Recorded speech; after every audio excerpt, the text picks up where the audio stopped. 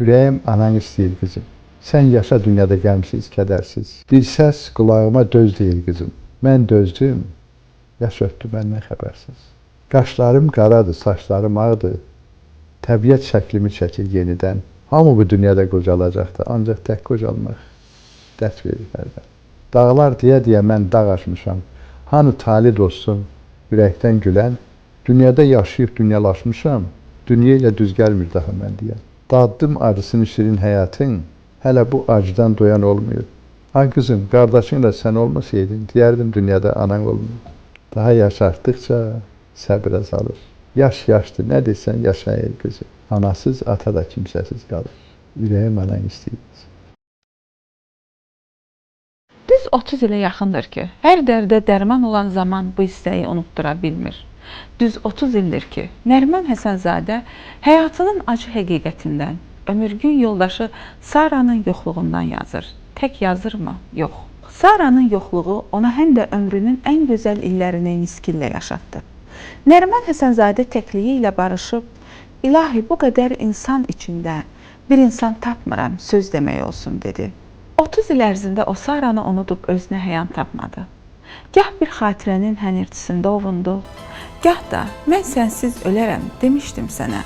Hamısı yalanmış, yaşadım sənsiz deyə özünü qınadı.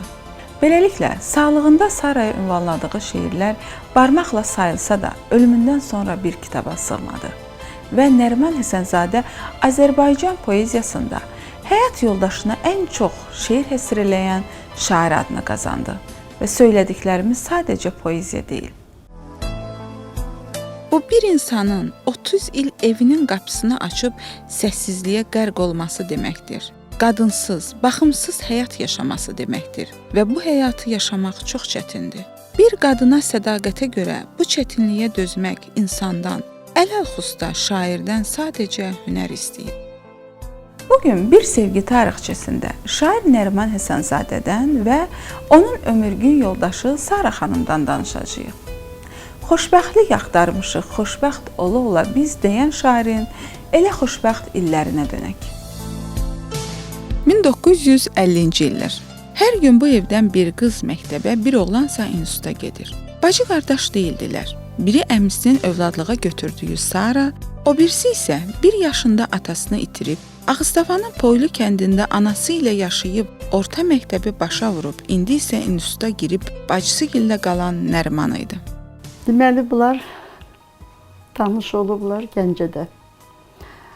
Əmim deməli evlənmişdi Nəriman bacısında. Bacı da çox qəşəng cavan gəlin idi. Əmim isə 25 yaş ondan böyük idi. Deməli, bunlar evlənəndə bunların 1-2 il uşaqları olmayıb. Əmimgil gəliblər ki, deyir, ay papama deyir ki, sən 2 dənə qızın var. Bir qızı ver mənə, deməli, oxusun Gəncədə. Orada oxuya-oxuya Nəriman gəlmişdi, deməli, Gəncəyə, Zərdəbi adına instituta girməyə. Onlar birinci dəfədə görüşüblər, deməli, əmimgildə. Mən ona ən doğma bacım kimi baxmışam. Mənə çox ən yaxın adam olubdu Sara. Bütün sirrim onda olubdu mən, həmişə. Əgər ürəyimdən bir qız keçibsə instituta, xoşum gəlibsə, ona demişəm, Sara, get gör nə tərdir. Bu da gedib gəlib istəyib. Deyim, birini bəyəndə olarmı?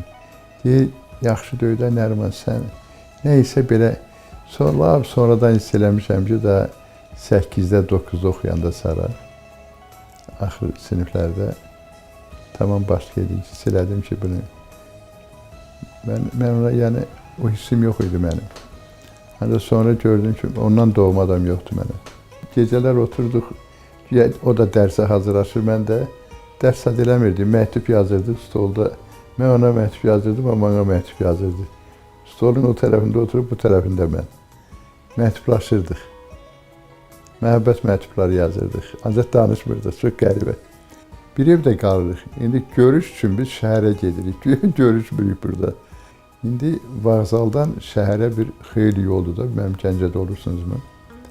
Oradan şəhərə qədər o biri səkiyə keçibdir. Mən də bu biri səkiyə yolun. Güya indi gedirik görüşə, güya bizi, nə bizi tanıyan var, nə adama sayan var. Indi biz Bu deyir, xoflular ya adamı özümüzdən güya bizi görərlər. Görən nə tanıyır bizi, nə deyəcək bizi. Çox maraqlı detallar. Və o Səkinə məmursa düz şəhərə qədər getmişik. Getdik Gəncə çayının üstə bir körpü var. O indi körpünün üstə dayandıq, indi görüş yerimizi yorulmuşuq. O körpünün o tərəfində durur, mən də bu tərəfində güya görüşə çıxmışıq. İndi mənə elə maraqlı gəlir ki, qızım. Çox maraqlıydı, çox. Sonra da gəlmişik. Halbuki öydə görüşə bilərdi, öydə idi, bir evdə. 10-cu sinifi qutarandan sonra Sara qayıdır təzədən Bakıya, girir burada oxumağa. Nəriman o vaxt elə oxuyurdu Gəncədə. Çox keçmir ki, Nəriman Saranın həm də elə arzularının ardınca Bakıya gəlir. İşləyib ev alım, anamı Bakıya gətirim, Sara ilə evlənim deyən Nəriman müəllimlik fəaliyyətinə başlayır.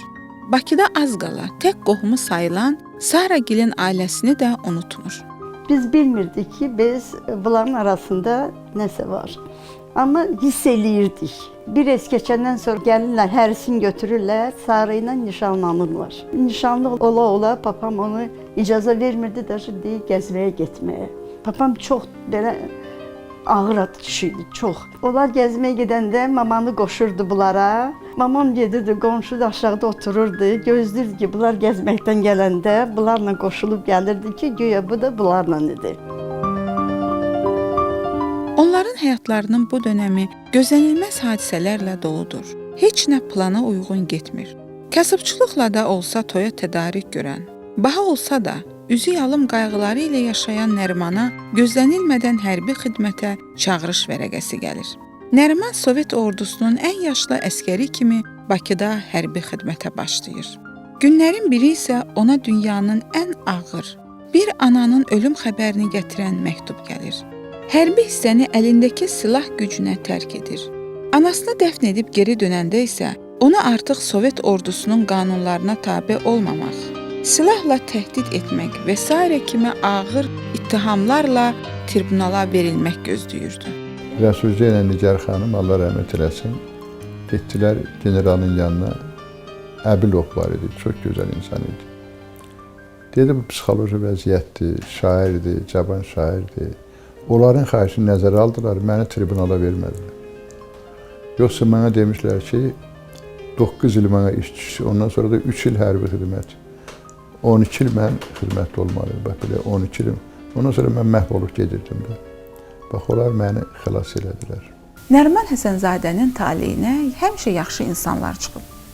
Onun həyatı ilə daha yaxından tanış olanda görürsən ki, həyatının ən çətin, çıxılmaz bir məqamında təmənnasız əldən tutmağı bacaran insanlar onun köməyinə çatıb.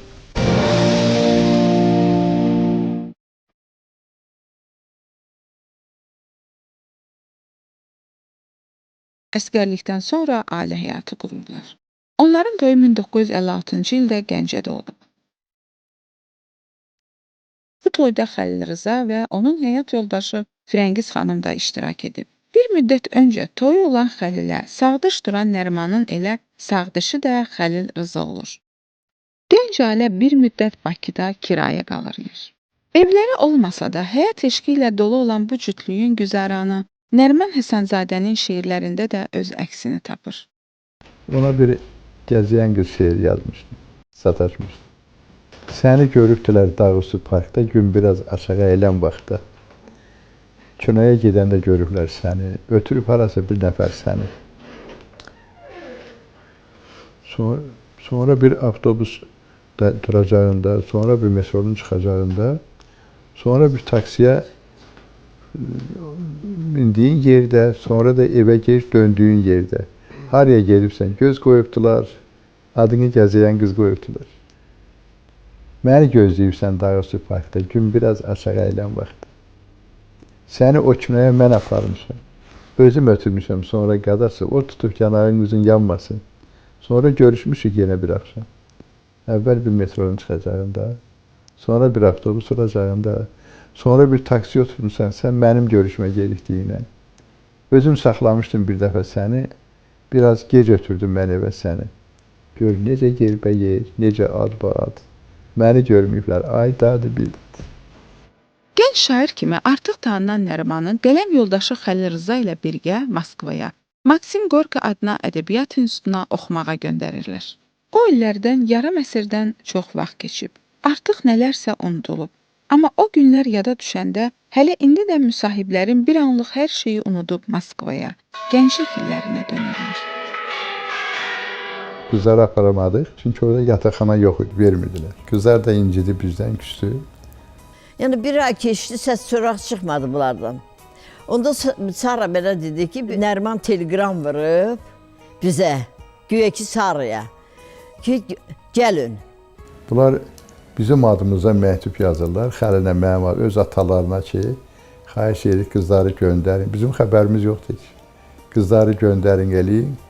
Güya ataları da qızları çağırıblar Firəngizdən Saranı ki, ay qızım gedin çağırırlar, cavandılar, ailə tək qoymayın orada. Bunlar da deyir ki, yox getmirik. Özləri qurub absılar. Telegram gəldi ki, gəlirik. Amma yolda elə ikimiz də qorxuruq, görək bunlar bizi necə qarşılayacaq, xoşları gələcək kimi bizim gəlməyimizə, acıqları tutacaq. Bir-birimizə də ürək veririk ki, yaxşı olar. Axır gəlməliydik də. Onda biz Xəlilə getdik, qarşıladıq bunları. Bunları içeriyə ev tutuq, yataqxana yox idi.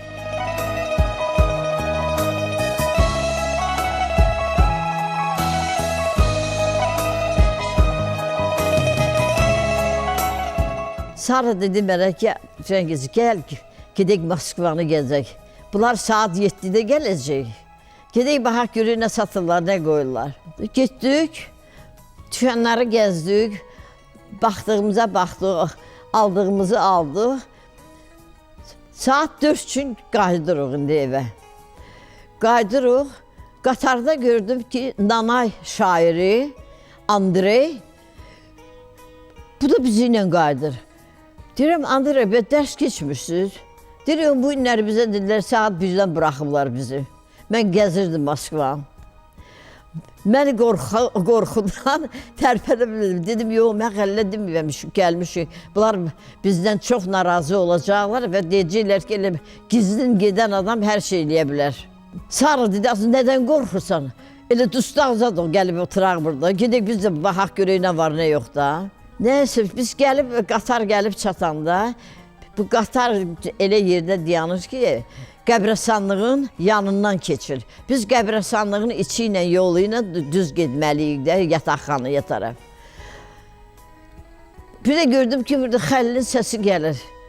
Firəngiz, Sara deyə qışqırır. Ben burada oturmasına qaça-qaça tez gedək də, deyərik buralardaydıq. Deyir, yox, deyərik öyle getmişik. Mənim sözümə baxmadı. Ha. Gəlib çatanda, Xəlil bir dənə şapalaq mənə, bir dənə şapalaq Sarıya. Nəriman başı çalıb aşağısı, yaxın gəlmədi bizə. Deyir, Xəlil nə bilir, qoyulasın.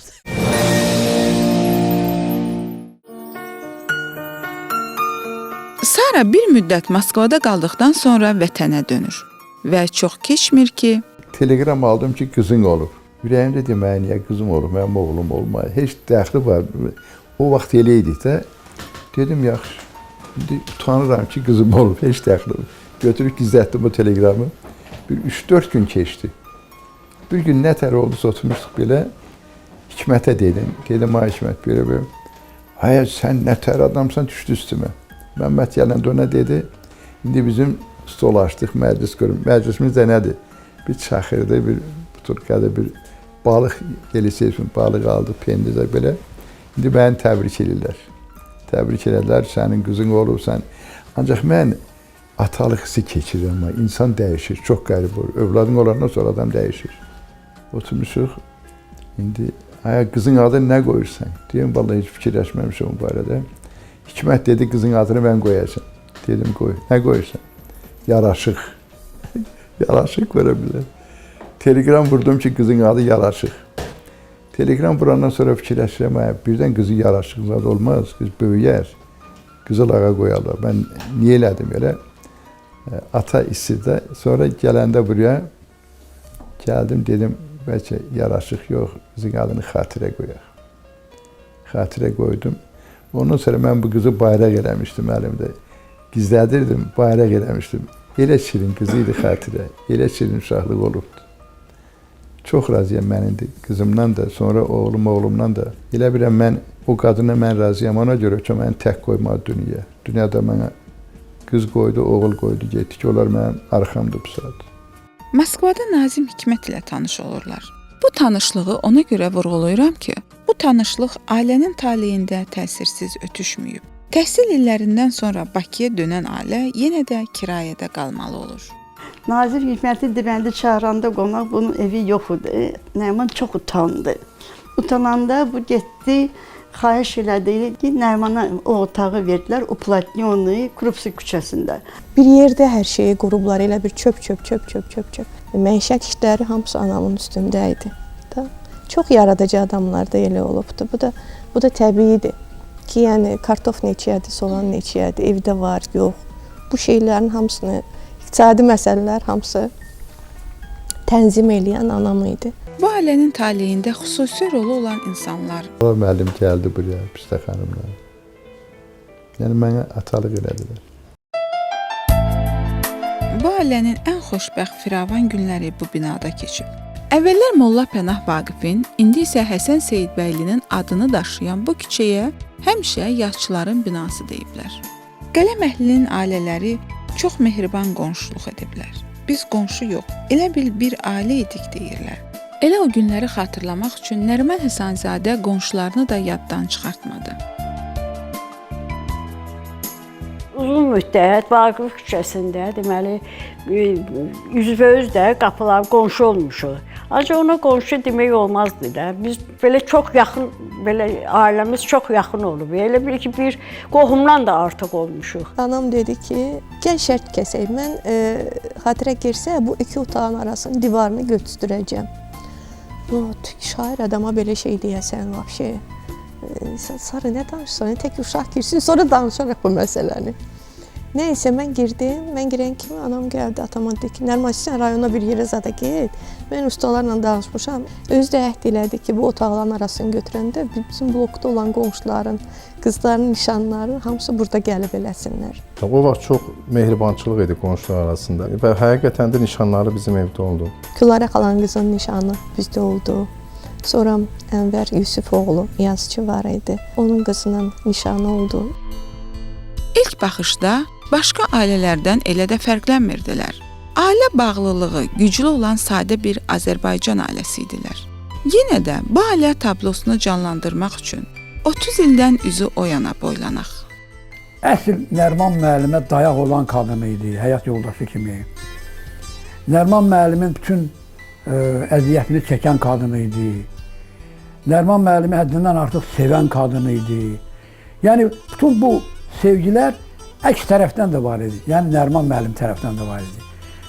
Nəriman müəllim, bilirsiniz, elə bir ki, bunlar hər ikisi bir-birini Allah vergisi kimi tapmışdılar. Nəriman müəllim ilk oxucusu həmişə Sara xanım olub. Nəriman müəllim şeirlərin yazanda birinci Sara xanımı oxuyurdu. Mən deyirdim ki, bilirsiniz, siz bir-birinizi niyə çox istəyirsiniz? Ona görə ki, atanın anası tez rəhmətə gedib. Yəni, sevgi paylanmır. Yəni, anaya olan məhəbbət, bacıya olan məhəbbət hamısı anada elə bir ki, birləşdi. Mamamda da eyni elə bir ki, həm qardaşı, həm dostu. Daha çox elə bir ki, onların münasibəti bacı, qardaş, dost münasibəti olaraq bir-birinə dirək olan. Yox, mən onları görməmişəm ki, bir dəfə də dalaşsınlar. Dəvəcə, mənim bacım biraz əsəbidir, amma Nəriman o qədər sakit adamdır, o qədər sakit. İndi dəvəcə bir dəfə gəlmişəm, bunlar deməli çörəyi yeyir. Nəsə bacım ona dedi. Nəsə dedi, bu da qayıtdı, baxdı belə. Qadan alım, qutarmısan? O vaxt sataşmaq, zarafat eləmək zad var idi yaşlılar arasında. Elə ki ona deyəndə, məsələ, Sara Nəriman falan yerdədir, falan belə. Deyirdi, nə olur, canı sağ olsun. Ancaq gördüm, ürəyində küsürdü məndən. Başqa yerdə tərifləyirdi, gəlib evdə küsürdü. işe gedəndə dalımca su səpirdi. Mənə üfüq boyda geniş səmanı, göydə bulutları, yerdə dumanı, dənizdə dalğanı sən bağışladın. Bu hüsnü mənanı sən bağışladın. Mənə üfüqləri, geniş səmanı, göydə bulutları, yerdə dumanı. Mənə üfüqləri, geniş səmanı, göydə bulutları, yerdə dumanı. Dənizdə dalğanı sən bağışladın. Bu hüsnü mənanı sən bağışladın. Hər kəs öz öhdəsinə düşənlərdən razı idi. Sara'nın ocaq qoruyan qadın xisləti, Nərimanın isə öz dünyası var idi. Sara qadın həssaslığı ilə çox mətləbləri duya bilirdi. Nəriman Həsənzadə isə ətrafdakı insanlara daha sadəlöv yanaşırdı. Sən niyə hamıya inanırsan, deyirdi Sara xanım. Və həmişə deyirdi ki, yox, mən heç vaxt istəmərəm ki, mənim qızım şairə getsin, çünki şairlə yaşamaq çətindir. Yəni o deməkdir ki, o insanın, o qadının qətiyyən egosu olmamalıdır. Mən egosu olmamalıdır. İsmail Qaya gəldi, oturdu, bir sən çay içirik. İsmail müəllim baxdı şəkillərə. Dedi, Nəriman, bu nə yaxşı düzəldiblər bunu. Dedim, nəyi? Dedi, xəbərim yoxdur mənim. Gördüm, Sara bir insan ömrünü qaralayıb, yazır ki, bir qadın ömrünü girov qoymuşam, bir şair ömrünü yaşatmış. Nəriman, nə yaxşı düzəldib deyir. Heç yadımdan çıxmır o. Onu, yəni qadın girov qoyur, doğrudan da sənətkarın həyatını yaşatmaq üçün. Mən həmişə mehribançılıq görmüşəm ailədə, yəni. O anam həmişə başa düşüb ki, bu yaradıcı adamdır, buna şərait yaratmaq lazımdır. Heç qoymayıb ki, məsələn, nəsə eləsin, deyir, hamısını mən edəcəm, sən öz işinlə məşğul ol. Bu sözləri yazan Nəriman Həsənzadə doğrudan da xoşbəxt idi.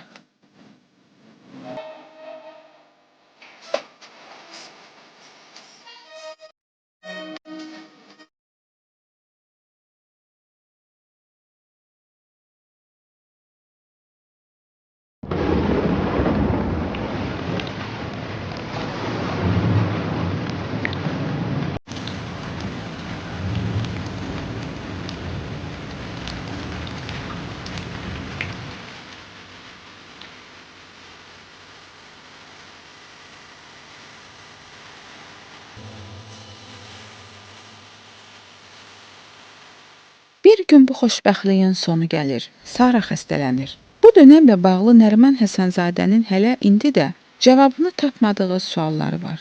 Belə ki, Sara'nın xəstəliyi Nəriman Həsənzadənin işıq üzü görən Kimin sualı var əsərinin tənqid atəşinə tutulduğu bir dövrdən sonra üzə çıxıb. Ona demişdilər ki, Nərimanı yazıçılarla tutub aparacaqlar, siyasi. Mən yazmışam, şeylərimdə var, deyirəm ki, 37-ci ili mən yaşamışam. O da gəldi orada, çox şeylər oldu orada. Sara şunu itirdi, nə demək. Ondan sonra Sara stres keçirdi, ondan sonra xəstələndi Sara. Hər zaman qayğı, diqqət görən, evdən xəbəri olmayan Nəriman Həsənzadənin həyat tərzi dəyişir. Bakı, Moskva, xəstəxanalar və yaxınları ilə bölüşməyədiyi, ailə içində özünün, oğlunun və kürəkəninin bildiyi Sara'nın sağalmaz xəstəliyi. Dünyasını itirənə qədər mən bilmirdim ki, məhz o xəstəlikdəndir anamda. O qədər gizlədirdilər, atam da, yoldaşım da. Elə bilirdim ki, müəyyən xəstəlikdir, keçəcək. Şəkil çəkdirmişik. Mən qəmliyəm, Sara gülərdi, hə. Heç bilmir ki, nə var, mən bilirəm mən. Ona şeir yazdım ki, deyirəm, niyə kədərlisən, güley bəxtəfər. Əbədi qəm yoxdur, əbədi unut. Ələ düşməyəcək bir də bu dəmlər, əlindən tutuğun xanımı bərk tut. Sənin taleyindir, əsl həyat, sözsüz bir nəğmədir, bir hissiyat, bir tanrı kölgəsi, bir kainat, bir toydur, bayramdır, təhbir canı ilə, bir qadın qəlbinin həyəcanı ilə. Sənin yastığına baş qoyub yatan, səni yatızdıran, səni oyadan, səni ər eləyən, ata eləyən, olur qız böyüdü, uşaq bəliyən, odur, o xanımdır, o işıq, o nur. İndi köç kərvanı yol üstə durur. O sənin yanında səndən uzaqdır. Bu haqsız dünyada bu sevdə haqdır. Yanında çox otur, üzünə çox bax. Doyunca qulaq as. Qonan Uçacaq. Niyə fikirdirsən? Görək bədbəxtə. Ələ düşməyəcək bizə bu dəmdə.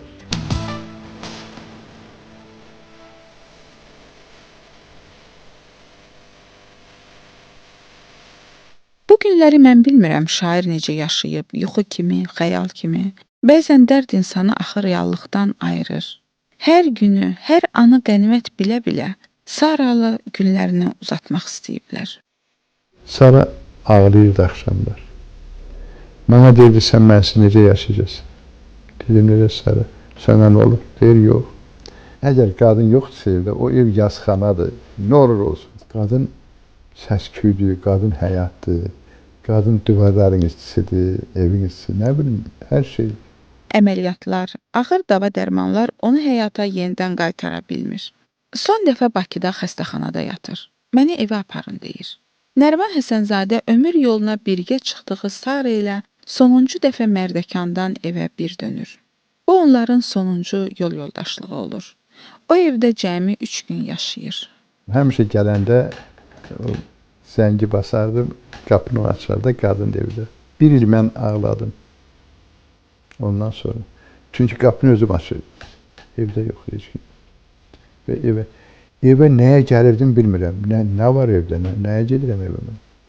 Evdə qadın yoxsa nəyə gedirsən? O açardı qapını, o yola salardı, dalımda səpərdi.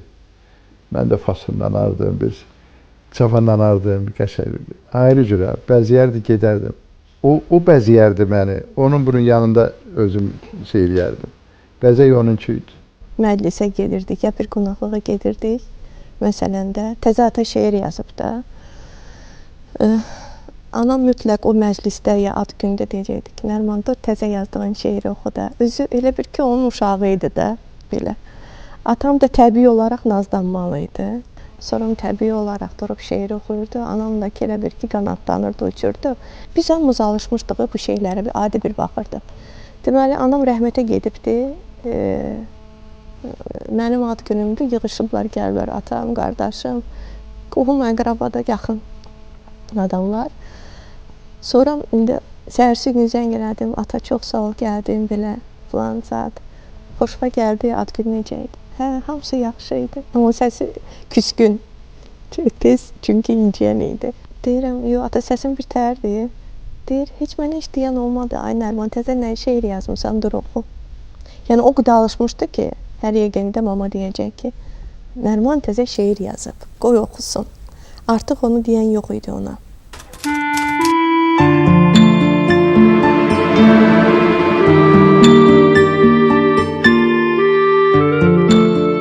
Mən ondan sonra Saraya şeirlər yazmaya başladım. Mən yazmamışdım. Sara mən o qədər doğma idi ki, ağlıma gəlmirdi ki, ona şeir yazım. Dünyanın ən xoşbəxt odur. Qadın olan kişi. Mən hərdən baxıram, belə ağlıma gəlmir ki, mənim də qadınım olubdur mu görəsin, bu nə məsələdir, mən niyə tək qalmışım? Bax, bu evdə mənim deyil, eşik də mənim deyil. Kim yerinə aparsın. Ondan sonra keyləşir adam qızı. İnanın. Mən baxın, düz yaşayırdım, belə də yaşayırdım. Şeirləri oxuyanda, indi də bu yaşda oxuyanda görürəm ki, həddindən artıq həssas, kövrək, tək. Biz də yanında oluruq, fırlanırıq, yox, mən yenə təkəm. Deyirəm, ata elə demə, Allah xoş gəlməz. Bax, görsən deyirəm, sənin nəvən sənə oxşuyur. Burnu, gözü, belə baxır, deyir, dəhşətə gəlirəm. Necə isə mənim cavanlığıma oxşuyur. Deyirəm, görsən, elə bir ki, həyatda hər şey davam eləyir. Bu həyatın qanunudur. Sadəcə demək asandır, yəqin ki, onu yaşamaq çətindir. Əlbəttə, ata düz yazır şeirlərində ki, yetim qalan odur.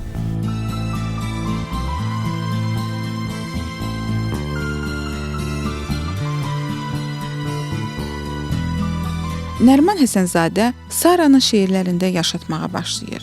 Hər gün keçdiyi yolda, gəldiyi evdə onu arayır. Ancaq bu evin səs-küyünü, qonaq qarasını, istiliyini sadəcə lal bir sükut əvəz eləmişdi. Əslində, zaman Nəriman Həsənzadəni çoxdan sınağa çəkilmiş.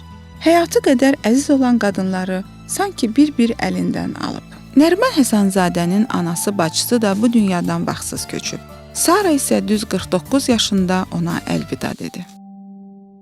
Sara təzə rəhmətə gedəndə Nəriman bütün evləri şəkillərlə doldurmuşdu. Bütün üstündən 40'ı da geçti. Ayda geçti, 2 ayda geçti. Dedim Nəriman yığışdır. Evdə nə var hamısını çıxardınız. Ağırlıq verir sizə. Dedi yox, qoy belə qalsın. Deyim sizə 7 il keçmişdi. Evə gəlirdim, bütün hər yerdən anamın şəkli idi. Bütün otaqlarda. Hara gedirdin elə bir sənə baxırdı da. Günlərin bir günündə dedim, indi məni öldürəcəklər, amma mən gərək bunu eləyəm. Şəkillərlə danışa-danışa yığışdırdım. Dedim, mama, sən bağışla da, mən gəlib səni hər yerdən yığam. Nəysə, hər şeyi yığışdırdım. Gəldi, ata indi oturmuşam, nəsə çörək yedi, baxdı otağa, bu otağa. Qardaşım da işdə idi. Deyir, Xatirə, nə yaxşı eləmişsən? Mən ölərdim, onu eləyə bilməzdim, mən əl vura bilməzdim o şəkilləri götürməyə. Amma deyir, hara gedirəm, deyir, Sara mənə baxır.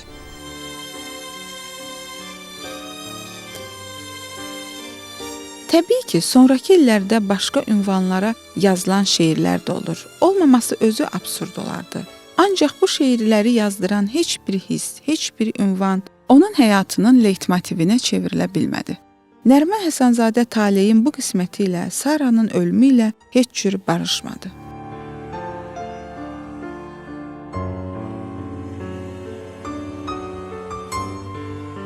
Nəriman müəllimlə mən təkbətək oturmuşduq, söhbət eləyirdik.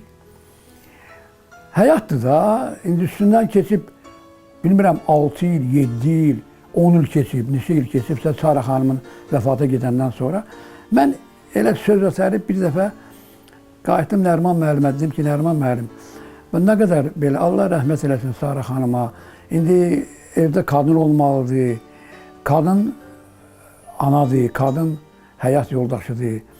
Axı, indi bu qədər də olmaz axı, sən çox böyük, sədaqətli həyat yoldaşı olmuşsan, bir 10 il var keçib, kişilər var ki, ili çıxmamış gedib təzədən evlənir. Belə də var. Amma Nəriman müəllim mənə qayıtdı ki, Aydın müəllim, bu söhbət ikinci dəfə olmasın. Sonra da üstündən qayıtdı, dedi ki, mən elə bir qadına evlənə bilərəm ki, o qadında Sara xanımın bütün müsbət xasiyyətləri ilə yanaşı, Sara xanımın çılğınlığı, Sara xanımın şıltalığı olsun. Elə bir xanımı da mən ömründə tapa bilmərəm. Mən həmişə demişəm, ata istəyirsən, ailə qur. Sadəcə o deyirdi ki, yox, Xatirə, mamaya oxşayan olmayacaq axı. Məndən asılı olmayaraq mən başlayacağam müqayisələr eləməyə. Qadınlar da var idi. Onu mən nə vaxt bildim. Ata infarkt olanda onun pərəstişkarları gəldilər mənə məktub verirdilər ki, ataya çatdırım. O da reanimasiyada da mən də, ay qızım, ay dövsənə bir şeylər nə getsə. Deyirəm, sənə bu lazımdır indi. Səni o qədər ağır vəziyyətdəsən ki, bu nədir? Bu impulsdur. Bəlkə də mən sonra evləndiyim qadını aldadacaqdım hardasa. Çünki mənim ürəyim oradaydı. Bu da 2 rolda oynamaq istəmədim, doğru deyirəm. Bunu plan eləməmişəm, ancaq belə alınıbdır məndə nə isə. Və heç vaxt təəssüf eləmirəm, ancaq məsləhət edirəm ki, tək qalmasınlar. Çünki təhlük fəlakətdir. Ən böyük səadət ata bilsən nədir? Bax, evə gəlirsən, otursan divanda, sənin ya atan, ya anan başına sığal çəkir. Ondan böyük səadəti yoxdur ya. Elə bil ki, sən bütün ağırlığını götürürlər, hər şeyini götürürlər onda. Çox ehtiyacım olanda, çox onu görmək istəyəndə atama demişə deyirəm. Ata, sən inan belə şeylərə. Ona oxşar bir insan elə bir gəlir küçənin o tərəfindən keçir. Müəyyən bir bariyerlə. Elə bir sənə deyirlər ki, ananı görmək istəyirsən, Allah göstərim, amma uzaqdan görəcəksən. Böyle keçdi, getdi, amma başqa bir adamdır. Sadəcə həddən artıq ona oxşayan. Bəlkə həyatda elə şeylər təskinlik verir o itkiyə. Yuxularda görüşürük, nə yaxşı yuxu var. Deyirəm, mənə nidə gizən paş oynamağa başlayıbsın. Axşam girir, səhər qaçır oradan. Yəni, məni tək qoymur. Zaman öz sözün deyir. İtirdiyin əziz bir insanın nə vaxtsa yanında olmağı belə sənə yuxu kimi gəlir. Ancaq bu yoxluğun həyatında yaratdığı boşluq heç zaman səni tərk eləmir. Necə unudum sən